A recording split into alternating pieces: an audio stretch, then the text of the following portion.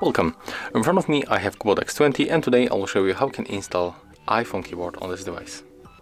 Open Play Store, click on Search Pool, and then you have to type Green Apple keyboard. It's from Arvin Apps. Let's install. Let's open. Click to enable in the settings. Tap on the switcher, click OK for 2 times, then go back and tap to switch input methods. Switch to English, United States keyboard, and then tap Finish. Right now we can simply open our keyboard. As you can see, there it is. As you can see, it looks very close to the iOS. So that's how it looks, and if you find this video helpful, remember to leave a like, comment and subscribe to our channel.